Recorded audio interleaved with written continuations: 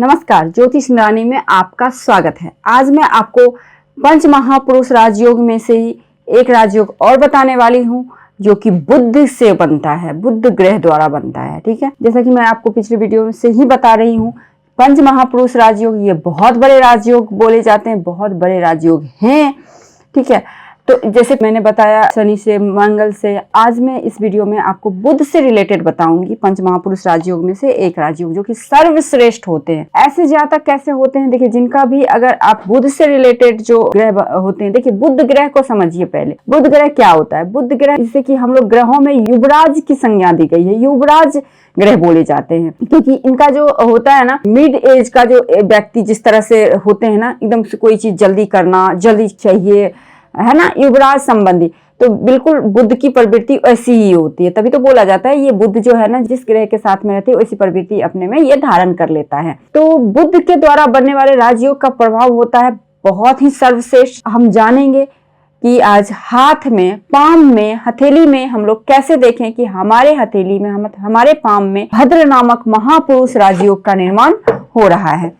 देखिए, जैसा कि मैं आपको पिछले वीडियो में भी बताऊं, एक बार कुंडली में फिर से ड्रॉ करके आपको बता देती हूँ। कुंडली में कैसे देखें, बहुत ही इसका नॉर्मल तरीका है देखने का। आप देख सकते हैं कि आपके कुंडली में भद्र नामक महापुरुष राजयोग बन रहा है। यदि आपके बुध ग्रह इन जगहों पे 1, 4, 7, 10 में हो, स्वयं के राशि में हो या उच्च के में हो, है ना, स्वयं के राशि में हो या उच्च में हो, ठीक है, तो आपका बुध जो है या तो 1, 4, 7, 10 में हो, दूसरा स्वयं के राशि में हो, खुद के राशि में हो, यानी कि 3 और 6 में हो, 6 नंबर में हो, और उच्च का हो तो बुध उच्च का होता है कन्या राशि में 6 नंबर में, है ना, और नीच का हो जाता है आपको मीन राशि में। तो अगर आपका बुध इन सब नंबर में हो और केंद्र में हो, जिस प्रकार से केंद्र में सत्ता बहुत मजबूत होती है, उनकी ज्यादा उनको बल मिलता है, ज्यादा पावर होता है, उसी प्रकार से ग्रह अगर केंद्र में हो, उच्च का हो, तो कहना ही क्या, तो ये भद्र नामक राजयोग बना था। अब हथेली में किस प्रकार से देखिए, जब आप पाम को इस प्रकार करेंगे तो ये कनिष्ठिका फिंगर है, ठीक है। इस फिंगर के नीचे के एरिया जो होते हैं, ये एरिया को हम लोग बोलते हैं बुध का माउंट। ये जो है, ये कनिष्ठिका फिंगर है ना, इसके नीचे की एरिया, ये एरिया हमारा बुध माउंट है।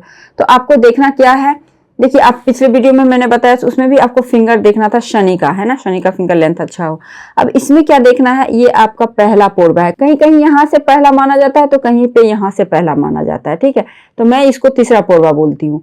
तो यदि आपकी कनिष्ठिका फिंगर की लेंथ तीसरे पोरबे से अप हो, है ना, तीसरे पोरबे से अप हो या फिर तीसरे पोरबे तक हो, तो ये भद्र नामक राजयोग का निर्माण करता है, क्राइटेरिया 1 फुलफिल करता है। दूसरा, यानी कि आपकी छोटी फिंगर की लेंथ लंबी होनी चाहिए सूर्य के फिंगर के पहले पोर या तीसरे पोर के अब तक या वहां तक, ठीक है, ये हो गया। दूसरा, माउंट उभरा हुआ हो, जैसा कि पाम जो है पिंक, इसमें हमेशा बोलती है पाम पिंक शुभ होते हैं, तो पाम जो है आपका पिंक होना चाहिए। जब पाम पिंक होगा तो ये एरिया भी पिंक होगा, जाहिर सी बात है, तो ये एरिया पिंक होनी चाहिए। इस पे एक लाइन इस प्रकार से जाए, एकदम से सीधी, साफ सुथरी, निर्दोष लाइन। ये इस लाइन में कंफ्यूज आपको नहीं होना है, जो कि ये मनी ट्रायंगल बनाता है, ठीक है, इस प्रकार से तो ये लाइन में आपको कंफ्यूज नहीं होना है। आपको ये लाइन देखना है, जिसे कि हम लोग इंट्यूटिव लाइन भी बोलते हैं, ठीक है, सिक्स सेंस वाली गहरी लाइन है। तो इस प्रकार से आपको ये चंद्र माउंट पे जाए, आपके बाहरी मंगल को क्रॉस करते हुए आपके चंद्र माउंट पे जाए, बुध के माउंट से शुरुआत हो और चंद्र के माउंट पे समाप्ति हो, और रेखाएं निर्दोष हो, पतली हो, लालिमा लिए हुए हो, पिंक हो, ये बेस्ट कॉम्बिनेशन होता है, आपके भद्र योग का निर्माण कर रहा है आपकी हथेली में। सबसे पहला क्राइटेरिया, आपकी जो पाम जो है पिंकिश हो।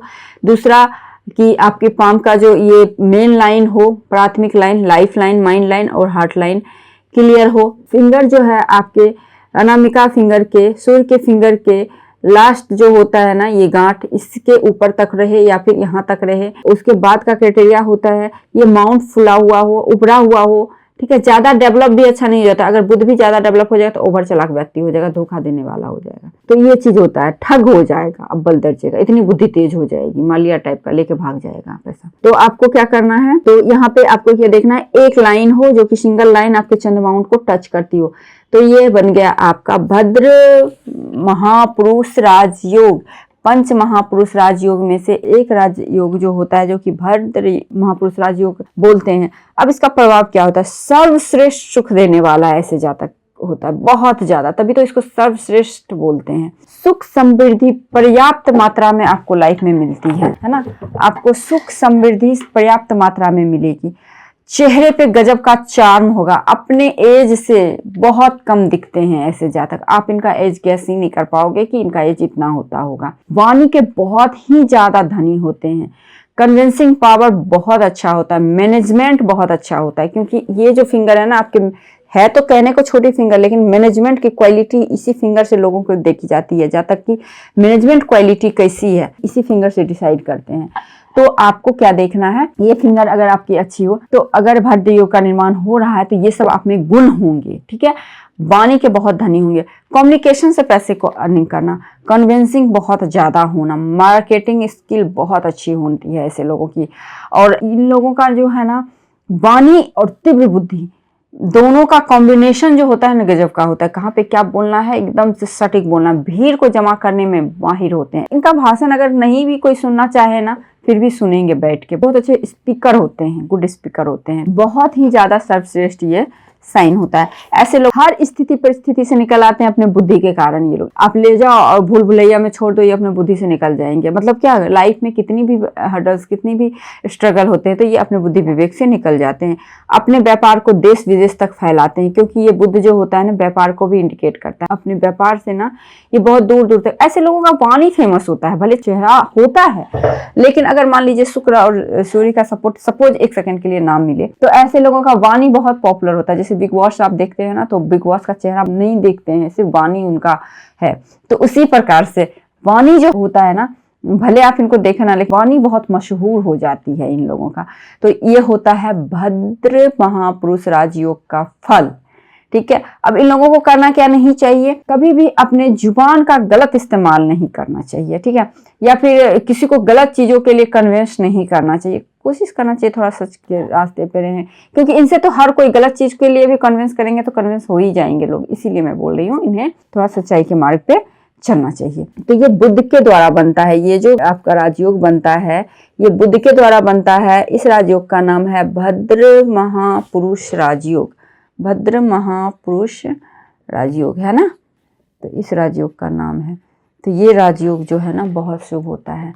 यदि आपके कुंडली में है तो जाइए, फिर अपने कम्युनिकेशन के द्वारा लोगों को इम्प्रेस कीजिए। बिल्कुल, मैथ भी बहुत अच्छा होता है इन लोगों का, कैलकुलेशन बहुत अच्छा होता है। तो आई थिंक आप लोगों को ये वीडियो अच्छी लगी है। यदि आपको ये वीडियो अच्छी लगी तो वीडियो को लाइक जरूर कीजिए। मेरे चैनल पर नए हैं तो सब्सक्राइब जरूर कीजिए। मैं कितनी बार बोलती हूँ, आप लोग सब्सक्राइब नहीं करते हैं। मेरे चैनल को सब्सक्राइब कीजिए, ठीक है। नए हैं तो, और पुराने हैं तो शेयर कीजिए, और मुझे इंस्टा पे और फेसबुक पेज पे भी फॉलो कीजिए। तो आज के लिए बस इतना ही। नमस्कार।